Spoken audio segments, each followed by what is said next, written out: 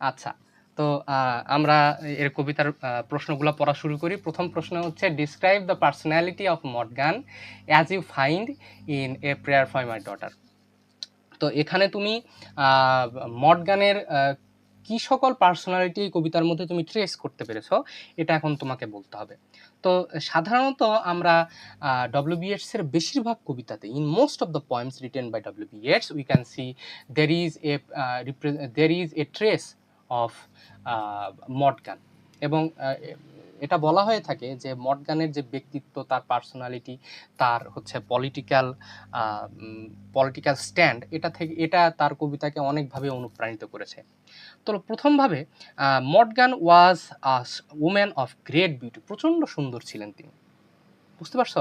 এবং হয়তোবা এই সৌন্দর্যের কারণেই সে অনেক প্রবলেম ফেস করে। According to Yeats, believe that too much beauty can sometimes create problem.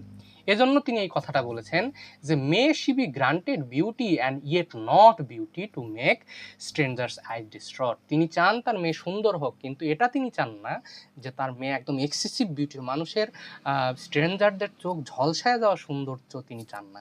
তিনি চান সে একটা নর্মাল বিউটি হবে। কারণ যদি if someone is excessively beautiful, then it creates problem.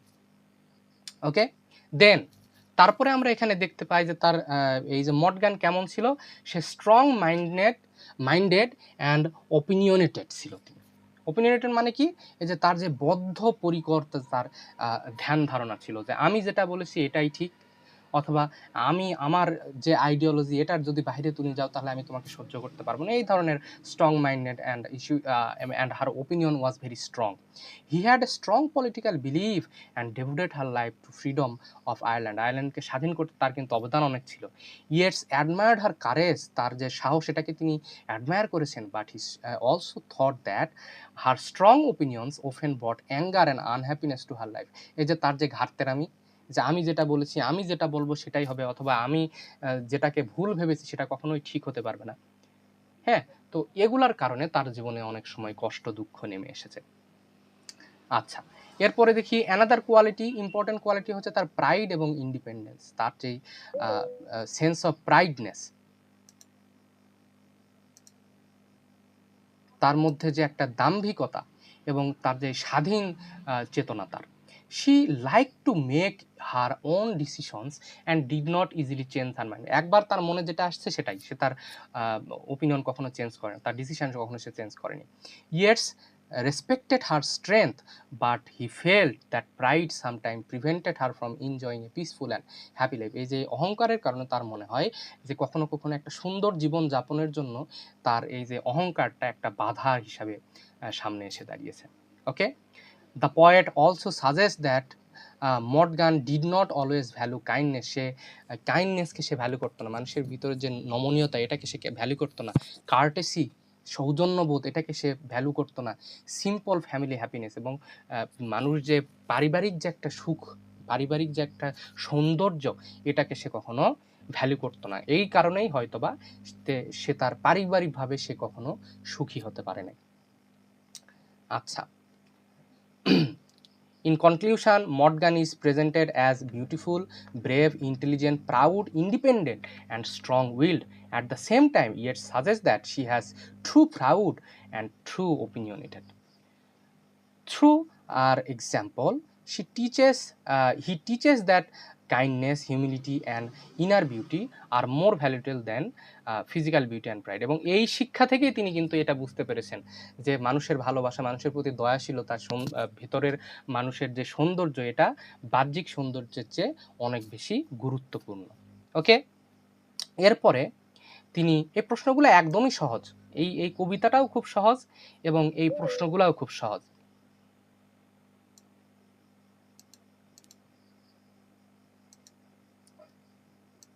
আচ্ছা, তো তিনি এখানে বলছেন যে what does the poet pray to God and why is in this poem prayer for my daughter. এবং এই কথাগুলো কেন তিনি এই কবিতার মধ্যে বলেছেন, হ্যাঁ, তিনি তার কাছে কি চান এবং কেন তিনি চান।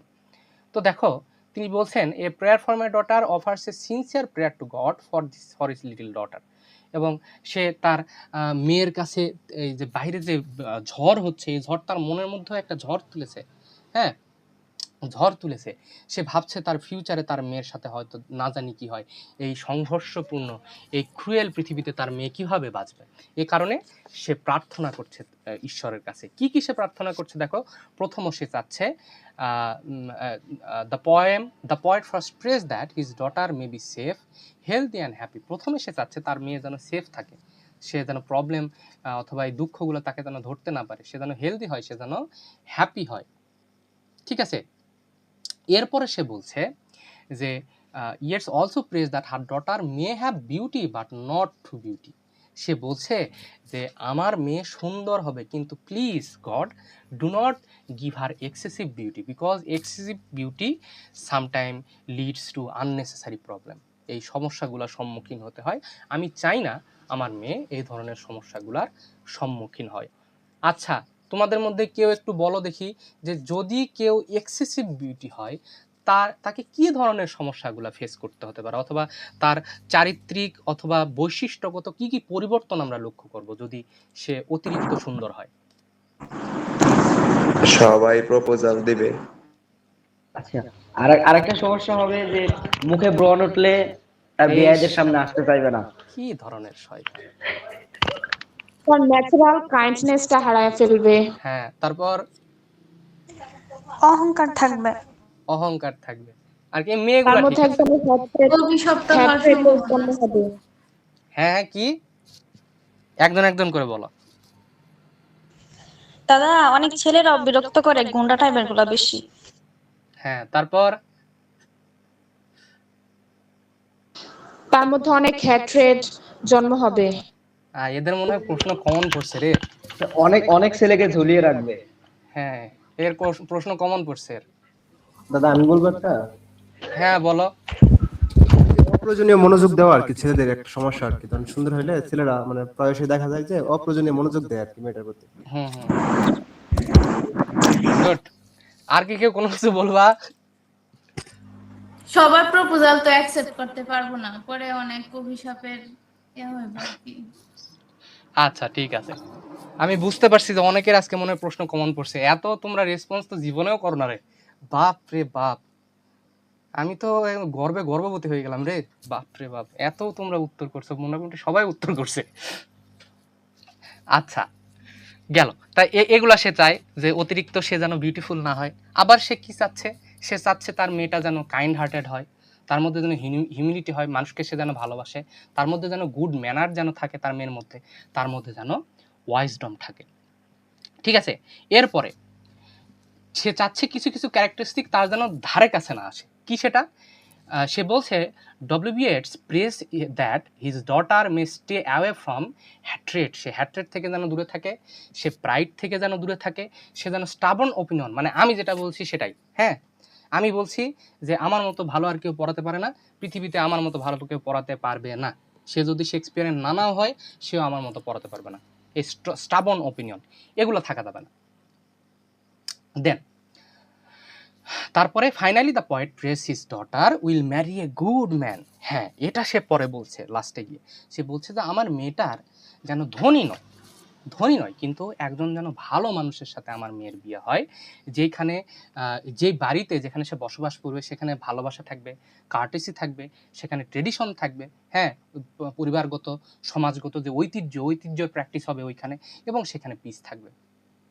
ঠিক আছে, কাজেই সে কি কি চাচ্ছে তাহলে এক কথায়, সে তার মেয়ের মধ্যে চাচ্ছে কাইন্ডনেস চাচ্ছে, ওয়াইজডম চাচ্ছে, ইমিউনিটি চাচ্ছে, ইনার বিউটি চাচ্ছে, পিস চাচ্ছে, এবং হ্যাপি ফ্যামিলি লাইফ চাচ্ছে। দেখো খুব সহজ একটা প্রশ্ন, এবং আমার তো মনে হচ্ছে তোমরা খুব সুন্দর এটা উপলব্ধি করতে পারছো। মোটামুটি সবার কমন পড়ে গেছে। আচ্ছা, এরপর দেখো what does Yeats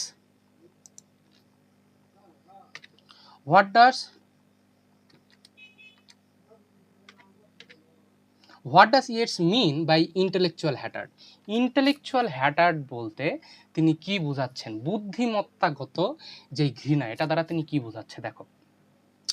Yeats believe that when people think only their opinion are right, they become proud and refuse to understand other. যখন তুমি এরকম ভাববা যে আমি যেটা বলছি, আমি যেটা করছি, আমার দৃষ্টিভঙ্গি, আমার ফিলোসফি, হ্যাঁ, আমার শিক্ষা, এটাই শুধুমাত্র সঠিক, এবং যদি তুমি আমার মতামতের সাথে যদি তুমি সাংঘর্ষিক হও, তাহলে তুমি রং, তুমি কখনো ঠিক হতে পারো না। যদি তোমার মাথায় এরকম জিনিস ঢুকে যায়, তখন দেখা যাবে তুমি গর্ববোধ করবা, এবং তুমি অন্যরা কেউ যদি তোমাকে ভালো কোনো ওপিনিয়ন দিতে আসে, তখন তুমি তাকে রিজেক্ট করবা, ধুর, আমি তো তোর চেয়ে বেশি, তোর কথা আমি শুনবো রে, তুই কি হয়ে গেছিস, তোর কথা আমি শুনবো। তো এরকম যেন কখনো না হয়, এটাকে বলা হয় হলো intellectual hatred. Such people often become angry, bitter and unhappy. They lose peace of mind and create problems for themselves and for the other people. তাহলে এটা হচ্ছে একটা সমস্যা।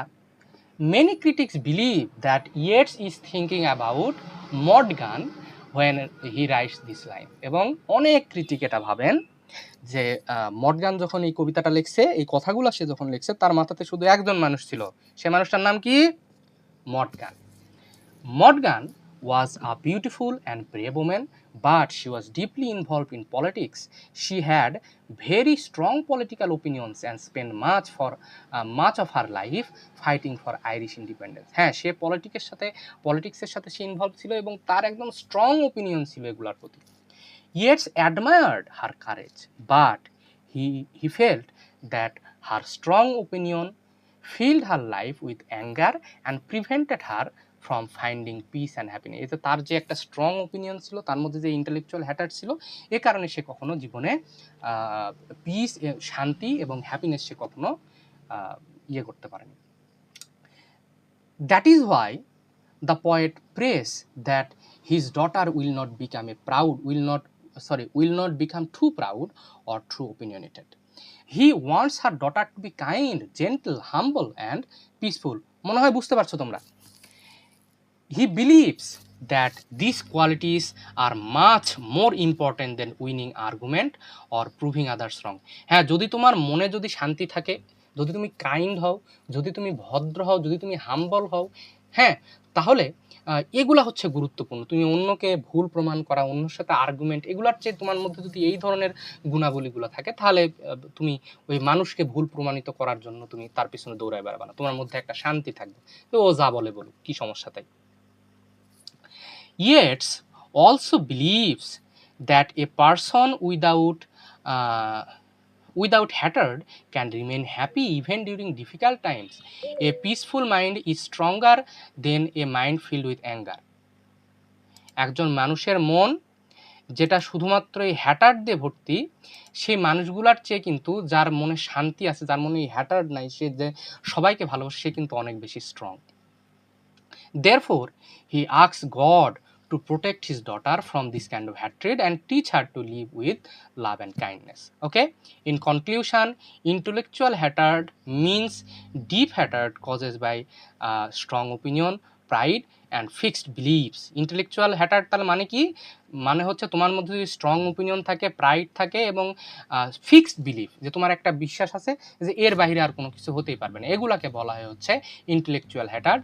এবং আলটিমেটলি এগুলা তোমার জীবনের যেই সুখের যে মুহূর্তগুলা, এগুলাকে নষ্ট করে দেয়। আচ্ছা, এরপর আমরা আসি যে what do you mean by horn of plenty. Horn of plenty কি জিনিস? The horn of plenty is also called cornucopia.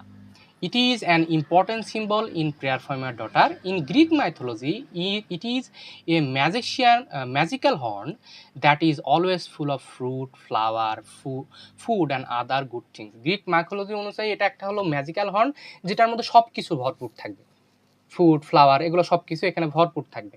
এটা কি কাকে এটা সিম্বলাইজ করে? এগুলো সিম্বলাইজ করা হচ্ছে অ্যাবান্ডেন্স, হ্যাঁ, প্রাচুর্যতা, wealth, happiness, peace, success and God's blessing. তাহলে এই তিনি যখন এই হর্ন অফ প্লেন্টি বোঝাচ্ছেন, তিনি কি বোঝাচ্ছেন? এই যে প্রাচুর্যতা, তোমার ওয়েলথ, সম্পদ, happiness, peace, success and God's blessing, ঈশ্বরের আশীর্বাদকে বোঝানো হচ্ছে horn of plenty. Yeats uses this symbol while talking about beauty and human nature. তিনি সৌন্দর্য এবং মানুষের যে প্রবৃত্তি এটা সম্বন্ধে বলার সময় তিনি এটা ব্যবহার করেছেন। He writes war by the horn of plenty is undone. যখন এটা হারায় যায়, বাই দিস তিনি কি বোঝাচ্ছেন? He means that foolish choices, pride and selfish behaviour can destroy the happiness and blessing that people are already have. এবং তোমার মধ্যে যদি এই ক্যারেক্টারিস্টিকগুলো তোমার মধ্যে যদি থাকে, তাহলে কিন্তু তোমার কাছে যে হর্ন অফ প্লেন্টিটা তোমার কাছে থাকার কথা, সেই হর্ন অফ প্লেন্টি কিন্তু তুমি হারায় ফেলবা। The poet gives the example of Helen of Troy and Aphrodite to show that beauty alone does not bring happiness. Even beautiful women can make wrong decisions and lose the good things in life. হ্যাঁ, শুধুমাত্র তোমার যদি সৌন্দর্য থাকে, কিন্তু তোমার মধ্যে যদি বিবেকবোধ না থাকে, বিবেচনা বোধ তোমার যদি না থাকে, তখন কিন্তু ওই যে তুমি হেলেন অফ ট্রয় অথবা আফ্রোদিতের মতো তুমি কিন্তু হয়ে যাবা। কাজেই therefore the horn of plenty became a symbol of all the blessings that people may lose because of pride, vanity and lack of wisdom. তাহলে হর্ন অফ প্লেন্টি মানে কি? তোমার যে এই যে প্রাইড, তোমার যে ভ্যানিটি মানে শূন্যতা, তুমি ভাবছো তুমি অনেক কিছু, কিন্তু আসলে তুমি কিছুই না, তোমার মধ্যে একটা শূন্যতা কাজ করবে। এবং ল্যাক অফ ওয়াইজডম, তোমার মধ্যে যদি ল্যাক অফ ওয়াইজডম থাকে, তাহলে তোমার যে হর্ন অফ প্লেন্টি যেটা তোমার হাতে থাকার কথা, ওই জিনিসটা তুমি কি করবা? তুমি হারায় ফেলবা। ওকে, দেন later in the poem, Yeats again refers to the horn of plenty when he speaks about a woman who loses her happiness because of a stubborn opinion. Morgan. This shows that anger and pride can make people throw away the gift that life offers them. Through this symbol, Yeats teaches that true happiness comes from kindness, wisdom, humility, and good character. এগুলো থেকে কিন্তু true happiness পাওয়া যায়, not from beauty, wealth or pride. ঠিক আছে, তো এটা পড়ে নিবা। এরপরে what does the storm symbolise, এখানে স্ট্রম দ্বারা কাকে কাকে সিম্বলাইজ করা হচ্ছে। ওকে,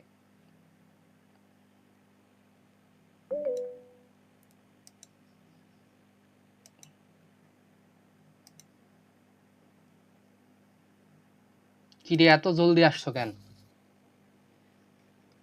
ক্লাস তো অর্ধেক শেষ। দেখো, what does the storm symbolise in prayer for my daughter, একে স্ট্রম দ্বারা কি বোঝাচ্ছে?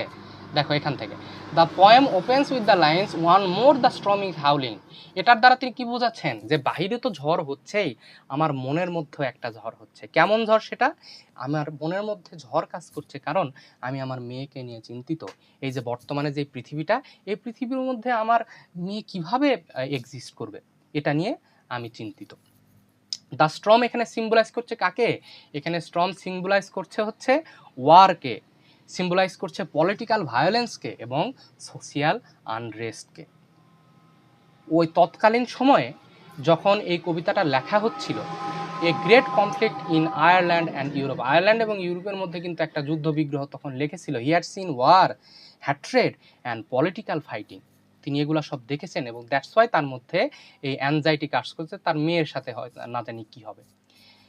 তারপরে the strong wind coming from the Atlantic ocean also symbolises the uncontrollable forces of life. যেগুলা ওই যে তুমি ঝড়ের যে বাতাস, আটলান্টিক থেকে যে ঝড়ের বাতাসটা আছে, এটা কি তুমি আটকাতে পারবা না। ঠিক সেরকমই এই ঝড়কে যেরকম আটকানো যাবে না, এই ডেঞ্জার অথবা এই দুঃখকেও তুমি আটকানো যাবে না। দ্যাটস ওয়াই তাহলে কি করতে হবে? সে কারণেই এই আমাদের যে কবি আছে, সে গডের কাছে প্রে করছে যে আমার মেয়ের সাথে যেন খারাপ কোনো কিছু না হয়। হ্যাঁ, the storm also reflects the poet's inner fear and sadness. তার ভিতরের যে দুঃখ, যে ভয়, এটাকে কিন্তু এখানে সিম্বলাইজ করা হচ্ছে। He says that there is a great gloom in his mind, তার মনে একটা প্রচণ্ড কষ্ট আছে, একটা অন্ধকারাচ্ছন্ন ঘর আছে তার মধ্যে।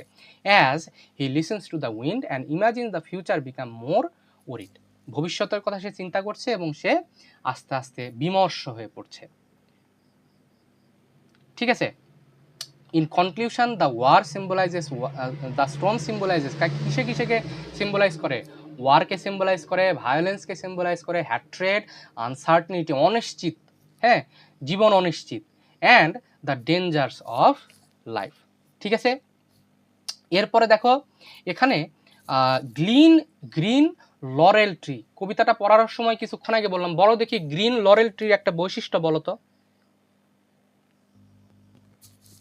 গ্রিন লরেল ট্রির একটা বৈশিষ্ট্য বলো। স্যার এটা সবসময় গ্রিন থাকে। কি হয়? এটা সবসময় গ্রিন থাকে। হ্যাঁ, এই গাছের পাতা কখনো ঝরে পড়ে যায় না। আরেকটা ক্যারেক্টারিস্টিক বলতে পারবা কে? আরেকটা ক্যারেক্টারিস্টিক্স আছে।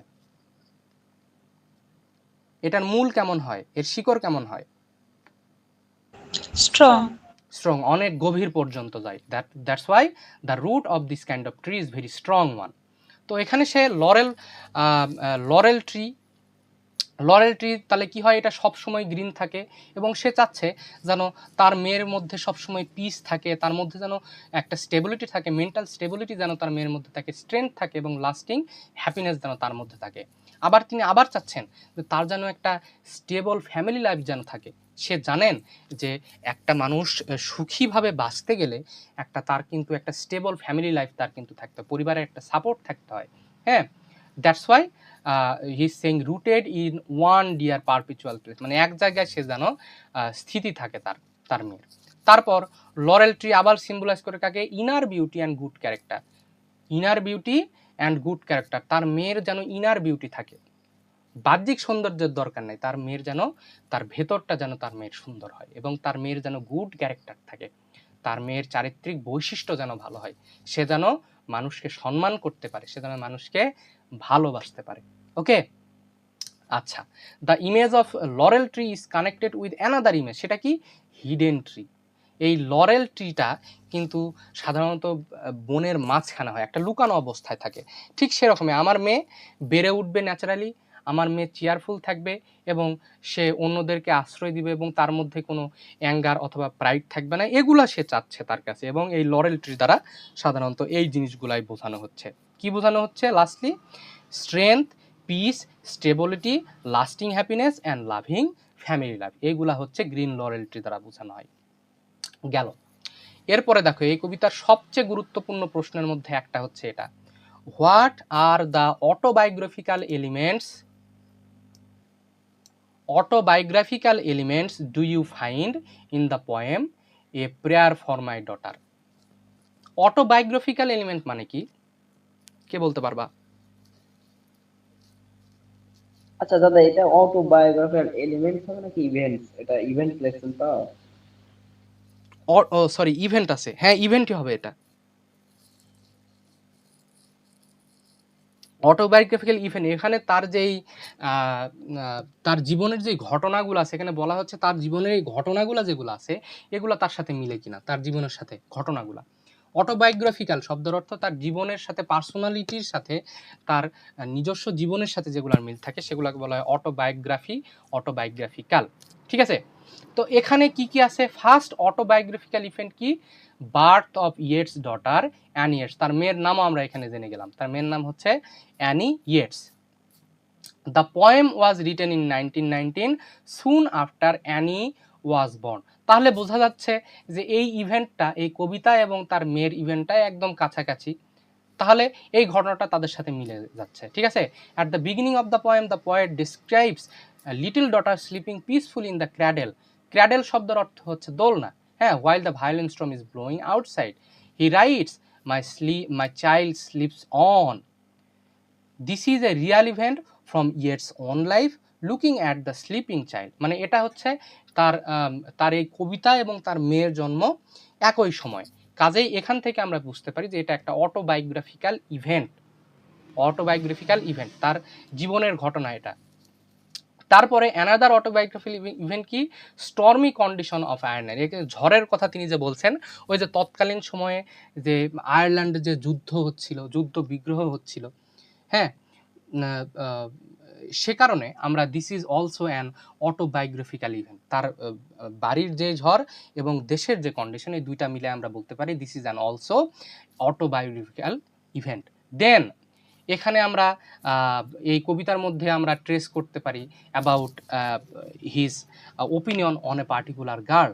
So here we can also say that this also is an autobiographical event, that the relationship between him and Morgan, তার এবং মডগানের মধ্যে যেই রিলেশনশিপ, তাকে যে রিজেক্ট করেছিল এবং তার রিজেক্ট করার পরে যে সকল যে শিক্ষা নিয়েছিল, এইটা হচ্ছে অটোবায়োগ্রাফিক্যাল ইভেন্ট। ঠিক আছে। Another autobiographical idea appears in the line and intellectual hatred. Intellectual hatred সম্বন্ধে আর কি বলবো তোমাদেরকে, যে সে মডগানের কাছ থেকে এটা সে পেয়েছে, যে ইন্টেলেকচুয়াল হ্যাটার, বুদ্ধিমত্তাগত ঘৃণা। এরপরে the poet also expresses his own belief about family life. সে তার he was A family man, ওকে। তো কাজেই তার ফ্যামিলিগত বিষয়গুলো এখানে উঠে আসছে, এটা একবার পড়াই তোমাদেরকে। Yeats has learned from experience that a happy home is one of the greatest blessings. একটা মানুষের যদি পারিবারিক জীবন তার যদি ভালো হয়, এর চেয়ে বড় আশীর্বাদ আর কোনো কিছু হতে পারে না। Therefore he press that his daughter will Mary a good man and live in a peaceful family where love, tradition and good manners are respected. He believes that such life will protect her from sorrow and disappointment. Okay. Many symbols in this poem also come from Yeats' personal belief. The storm presents troubled world. Laurel tree, এটা symbolise করে কাকে? Peaceful and stable লাইফকে। Horn of plenty, এটা তো বলছি, horn of plenty যদি কারোর মধ্যে ওই সকল গুণাবলীগুলো যদি না থাকে, তাহলে সে তার হর্ন অফ প্লেন্টি হারায় ফেলবে। In conclusion, Prayer for My Daughter is deeply autobiographical. It is based on the birth of Yeats' daughter, the political troubles of Ireland,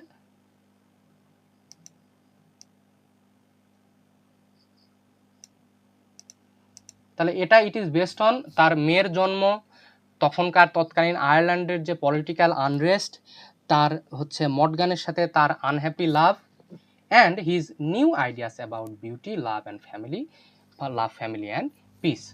ওকে। তো এরপরে what type of virtues does Yeats desire from his daughter. ওই যে এর আগে আমরা একটা প্রশ্ন পড়লাম না, সেই ঈশ্বরের কাছে কি প্রার্থনা করে, এইটা এবং এই প্রশ্নটা একই, জাস্ট একবার পড়ে নিবা। এটাতে জাস্ট একটু ডিসক্রাইব করে বলছে, যেহেতু এটা 10 নাম্বারের, ওই প্রশ্ন এই প্রশ্ন সেম, জাস্ট এটাতে একটু ডিসক্রাইব করে বলা হয়েছে, এটাই, এটা একবার দেখে নিবা। এরপরে দেখো, এরপরে হচ্ছে what role do custom and ceremony play in this poem. Custom এবং সেরিমনি দ্বারা কি বোঝানো হচ্ছে, দেখো এই প্রশ্নটা আমরা পুরাটা পড়বো। In A Prayer for My Daughter, W.B. Yeats gives great importance to custom and ceremony. He believes that they help people with peaceful, happy and meaningful life. যদি কারো জীবনে যদি কাস্টম এবং সেরিমনিগুলা, তোমাদের প্রথা, তোমাদের অনুষ্ঠান, এগুলা যদি প্র্যাকটিস করা হয়, এটা মানুষকে আনন্দ দেয়। ঠিক আছে। At the end of the poem, he prays that his daughter will live in such a home where custom and ceremony are respected. According to Yeats, these are the foundation of a good life and good society. যদি কোনো পরিবারে এই সকল জিনিসগুলোর যদি practice হয়ে থাকে, সেই ফ্যামিলিটা কখনোই ঝরে পড়বে না, সেই ফ্যামিলি থেকে অবশ্যই মানুষের ভালো বৈশিষ্ট্যপূর্ণ মানুষ বের হয়ে আসবে। By custom, he means the good habits, traditions and the ways of life people follow from one generation to another. তাহলে কাস্টম মানে কি বোঝানো হচ্ছে, তোমার যেই তুমি তোমার সন্তান, তার পরের সন্তান, এদের মধ্যে যে পাস থ্রু হবে যে জিনিসগুলা, তাদের গুড হ্যাবিটগুলা, তাদের ট্রেডিশনগুলা, তাদের ওয়ে অফ লাইফ, কিভাবে সে জীবনকে দেখতে চায়, জীবনকে কিভাবে সে যাপন করতে চায়, এইগুলা হচ্ছে কাস্টম। ঠিক আছে। By ceremony, Yeats means the respectful and meaningful traditions of life such as marriage, family gathering, religious practices and social manner. তাহলে এগুলা হচ্ছে ceremony. These ceremonies bring people together and create love, unity and respect. এই যে বিয়ে শাদী বলো, বিভিন্ন ধর্মীয় গ্যাদারিং বলো, সোশিয়াল ম্যানারগুলো, এগুলা কি হয়, আমরা 10 জন মানুষ একত্রিত হই, এর ফলে আমাদের মধ্যে কি হয়, একটা ভালোবাসার তৈরি হয়, আমরা একে অন্যের প্রতি একটা রেসপেক্ট আমাদের বাড়ে, একে অন্যের মধ্যে একটা ইউনিটি বাড়ে। তো এগুলাই হচ্ছে custom and ceremony. The poet believes that a life without custom and ceremony becomes full of pride, anger and hatred. He writes, for arrogance and hatred are the worries peddled in the thoroughfares. This line means that the outside world is full of selfishness, violence and conflict. বাইরের পৃথিবীটা এগুলো সবগুলোতে ভরপুর। Therefore Yeats wants his daughter to grow up in a peaceful home where good tradition are follows. তিনি চাচ্ছেন যেন তার মেয়ে ওই ধরনের পরিবারে যায়, ওইখানে সে যেন বড় হয়ে ওঠে, তার পরবর্তী প্রজন্ম সেই পরিবার থেকে বেড়ে উঠুক যেগুলোর মধ্যে কাস্টম এবং সেরিমনি থাকবে। আচ্ছা, Yeats also believes that custom and ceremony protect people from making foolish decisions. হ্যাঁ, এই ফুলিশ ডিসিশন, তোমার যখন মানুষের সাথে তোমার ইন্টারাকশন থাকবে, মানুষের সাথে উঠা বসা থাকবে, তারা কিন্তু তোমাকে বিভিন্ন রকম গাইডেন্স দিতে পারবে। ঠিক আছে, কাজেই তোমার মধ্যে যদি এই ধরনের প্র্যাকটিসগুলো থাকে তাহলে তুমি ফুলিশ ডিসিশন তুমি নিতে পারবে না। They teach patience, kindness, humility and respect. These qualities help people build happy families and lasting friendships. The poet thinks that true happiness comes from a life guided by true values rather than by wealth or beauty. আশা করছি বুঝতে পারছো। At the end of the poem, Yeats writes how but in custom and in ceremony are innocence and beauty born. This shows that he believes innocence and true beauty grow best in home where people respect tradition and love and live with love and respect. আর তিনি বলছেন যে innocence অথবা তোমার যেই সৌন্দর্য, এটা সেই ধরনের পরিবার থেকে বের হয়ে আসে যেখানে একে অন্যকে সম্মান করা হয়, একে অন্যের কি বলে, একে অন্যের যে ডিসিশন এগুলাকে যারা রেসপেক্ট করে, হ্যাঁ, অন্যের ভালোবাসা এবং ডিসিপ্লিন পূর্ণ যে পরিবারগুলোতে এই তোমার ইনোসেন্স এবং তোমার ট্রু বিউটিগুলা এনহ্যান্স হয়, বেড়ে যায় আর কি। আচ্ছা, এরপরে পরের প্রশ্ন হচ্ছে why does Yeats associate custom and ceremony with innocence and beauty? এই দুইটার মধ্যে তিনি একটা সংযোগ ঘটাতে চেয়েছেন। হ্যাঁ, কিভাবে দেখো, in prayer for my daughter W B. Yeats believes that custom and ceremony help people developing good characters. কিভাবে? For this reason he connects them with innocence and beauty. দেখো, according to Yeats, innocence means pure heart, kindness, honesty, and freedom from hatred. A person who respects family traditions and good manners learn to be gentle. যে মানুষটা family tradition এবং যার ভালো আচরণ যে শেখে, সেই মানুষটা সবসময় জেন্টাল হবে, সে হাম্বল হবে অন্যদের প্রতি, এবং সে অনেক কেয়ারিং হবে। Such person lives peaceful life with others and earns love and respect. ঠিক আছে, তো তাহলে সেই ধরনের মানুষ সবসময় অন্যদেরকে সে ভালোবাসবে এবং অন্যদের কাছ থেকে সে ভালোবাসাও পাবে। The poet also believes that true beauty is not only physical beauty. এবং এটা একটা আমাদের পয়েটের বদ্ধপরিকর ধারণা, সেটা হচ্ছে যে সত্যিকারের যেটা সৌন্দর্য, ওই সৌন্দর্যটা কখনো শারীরিক হতে পারে না। হ্যাঁ, if your soul is beautiful then you are also beautiful. ঠিক আছে, দেন এখানে তিনি যে এই কনসেপ্টটাকে তিনি হেলেন এবং আফ্রোদিতের এক্সাম্পল দিয়ে তিনি বোঝানোর চেষ্টা করেছেন। তারপর তিনি বলছেন, the poet also believes custom and ceremony protect people from pride, selfishness and hatred. এবং তোমার মধ্যে যখন এই কাস্টম অ্যান্ড সেরিমনি থাকবে, তুমি কখনো প্রাউড ফিল করবে না, তুমি সেলফিশ হবে না, কারণ তুমি তো হচ্ছে অন্যদের সাথে সময় দিচ্ছ, অন্যদের কথা তুমি চিন্তা করছো, তাহলে তুমি কিভাবে সেলফিশ হবা, তাই নয় কি? Yeats wishes his daughter to grow up in a home where love, respect, and good manners are practiced every day. Such an environment will help her become kind, wise, and family. তিনি চাচ্ছেন তার পরিবারটা এরকম একটা পরিবার হোক যেটাতে ভালোবাসা, সম্মান এবং গুড ম্যানার থাকবে, যাতে করে সে যেন প্রকৃত সৌন্দর্যের অধিকারিণী সে যেন হতে পারে। ওকে, এরপরে শেষ প্রশ্ন হচ্ছে, discuss the importance of tradition and social order in Yeats's vision of an ideal life. দেখো, in prayer for my daughter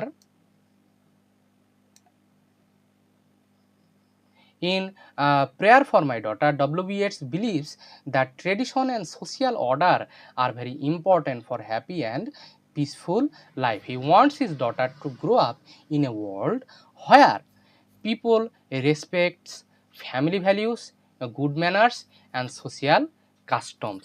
According to W.B. Yeats, these things help people become kind, wise and responsible. As easy as that. দেখো, the poet has seen many problems in society. সমাজের অনেক সমস্যা দেখেছে, যেমন যেমন যুদ্ধ, ঘৃণা, ভায়োলেন্স এবং পলিটিক্যাল কনফ্লিক্ট, রাজনীতিগত যে সকল বিরোধ।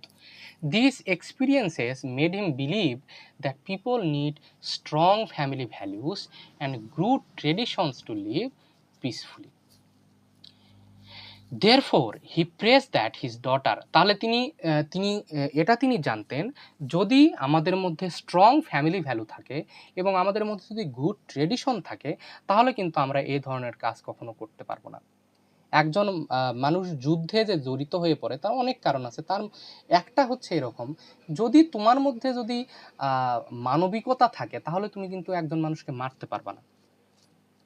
So that's why the poet is saying you should have strong family values and good traditions. Therefore, he prays that his daughter may enjoy a stable and happy family life. তার মেয়ের যেন একটা stable এবং আনন্দপূর্ণ একটা family life যেন সে পায়। Yeats believe that tradition teaches people to respect parents, love their family, care for others and live honestly. Tradition দ্বারা একটা মানুষ কি শেখে? তোমার বাবা মার প্রতি ভালোবাসা, রেসপেক্ট, পরিবারের প্রতি ভালোবাসা, বাবা মার প্রতি সম্মান, অন্যদের প্রতি কেয়ার এবং অনেস্টলি লাইফ লিড করা, এটা তোমাকে ট্রেডিশন শেখায়। This values make society peaceful and United. এবং এসবের ফলে কি হয়? সমাজে, পরিবারে, দেশে একটা শান্তিপূর্ণ অবস্থা বিরাজ করে এবং তোমরা সবসময় একত্রিত থাকবা। Without tradition people may become selfish, proud and unhappy. এবং এই ট্রেডিশন তোমার মধ্যে যদি না থাকে তখন কি হয়? মানুষেরা সেলফিশ হয়ে যায়, প্রাউড হয়ে যায় এবং আনহ্যাপি হয়ে যায়। The poet also values social order which means living with discipline. এখন সোশিয়াল অর্ডার মানে কি? সোশিয়াল অর্ডার বলতে তিনি বোঝাচ্ছেন যে তোমার মধ্যে যেন ডিসিপ্লিন থাকে, তোমার মধ্যে যেন রেসপেক্ট থাকে, তোমার মধ্যে যেন রেসপন্সিবিলিটি থাকে। A society with good social orders has piece, cooperation and mutual respect. এবং যেই সমাজের মধ্যে এই সোশিয়াল অর্ডার থাকবে সেখানে অবশ্যই শান্তি থাকবে, সেখানে মানুষজন অবশ্যই মিলেমিশে থাকবে, তাদের মধ্যে কোঅপারেশন থাকবে, একে অন্যে মিলেমিশে কাজ করবে তারা, এবং মিউচুয়াল তাদের মধ্যে রেসপেক্ট থাকবে। People understand that duties and care for one another. একে অন্যের প্রতি যে ডিউটিগুলা এগুলো তারা ভালো করে বুঝবে। Such a society gives everyone the chance to live happily. এবং এই ধরনের সোসাইটিতে একে অন্যরা শান্তিপূর্ণভাবে বসবাস করতে পারে তারা। At the end of the poem, Yeats prays that her daughter will marry such a person. এবং এই কবিতার শেষের দিকে আমরা কি দেখতে পাই? যে সে চাচ্ছেন যে আমার মেয়ের যেন সেই পরিবারে বিয়ে হয় যেই পরিবারে এই ধরনের মানে কাস্টম অ্যান্ড ট্রেডিশনের প্র্যাকটিস যেন ওই বাড়িতে হয়। ঠিক আছে? The poet's ideal life is not based on wealth, power or physical beauty. Instead, it based on love, kindness, humility, wisdom, peace, family value and respect for tradition. তাহলে তিনি বলছেন যে তার যে আইডিয়াল কনসেপ্ট অফ লাইফ এটা কেমন? এটা কি অর্থ দিয়ে ভরপুর, পাওয়ার দিয়ে ভরপুর এবং বাহ্যিক যে সৌন্দর্য দিয়ে ভরপুর? না, এটা কি দিয়ে ভরপুর? এটা তোমার ভালোবাসা, তোমার কাইন্ডনেস, তোমার হিউমিলিটি, তোমার ওয়াইজডম, তোমার পিস, তোমার ফ্যামিলি ভ্যালু এবং রেসপেক্ট ফর ট্রেডিশন দিয়ে ভরপুর। ওকে, আচ্ছা, তো আশা করছি আজকের ক্লাসটা আমরা বুঝতে পারছি। এটা তোমরা পড়ে ফেলো এবং সামনের দিন রিডিং স্কিলের একটা কবিতা নিয়ে আমাদের ক্লাস শুরু হবে। ওকে, ধন্যবাদ, তোমাদের সাথে আবার দেখা হবে। দাদা, হ্যাঁ বলো। আগামীকাল সকালে ক্লাস নেবেন? আমি এটা খেলা শেষে বলি, আমি গ্রুপে Okay. মেসেজ করে দেবো। ওকে, যদি ক্লাস নেই তাহলে 10টায়।